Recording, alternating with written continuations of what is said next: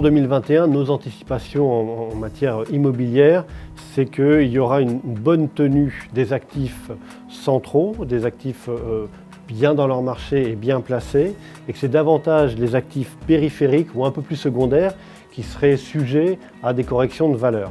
Ce qui est clair, c'est que c'est l'effet de rareté, soit géographique, mais aussi qualitatif, le fait d'avoir des actifs flexibles et adaptés aux nouveaux modes de consommation, qu'on parle de bureaux, de commerce ou encore de résidence gérée, qui va faire la valeur des actifs en 2021. Au niveau de la cartographie des SCPI, je dirais, l'intérêt d'une concentration, pour moi, elle est principalement valable pour les SCPI diversifiés, qui peuvent se regrouper pour être plus forts, pour aborder des moments qui vont être un peu tendus économiquement ou pour mener à bien leur politique d'amélioration énergétique de leur parc et patrimoine. Pour les SCPI thématiques, la logique n'est pas la même et elles vont continuer à grossir dans leur thématique.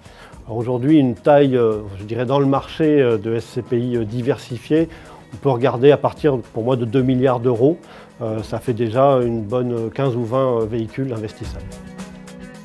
Avoir une SCPI à 10 milliards d'euros pourrait faire sens. Aujourd'hui, on n'y est pas. On va vers la moitié de ce montant-là pour les plus importantes.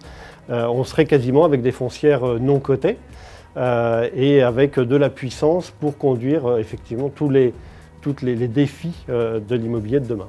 Sur les valeurs, en 2020, les experts ont rendu des expertises relativement stables, bien soutenues par les actifs centraux des portefeuilles diversifiés. Pour 2021, la question effectivement se pose. La crise sanitaire n'est pas finie. On sait que des entreprises, des locataires auront des difficultés vraisemblablement lorsque les aides de l'État vont s'arrêter. Il faudra regarder la qualité des portefeuilles et leur composition, tant au niveau immobilier qu'au niveau locatif, qui sont les locataires, les principaux locataires des portefeuilles, mais aussi avec l'aspect qualitatif des immeubles et vérifier qu'ils soient parfaitement adaptés à leur secteur, qu'on parle de bureaux, de commerce ou même d'hôtellerie, pour avoir la meilleure résilience des valeurs immobilières en 2021.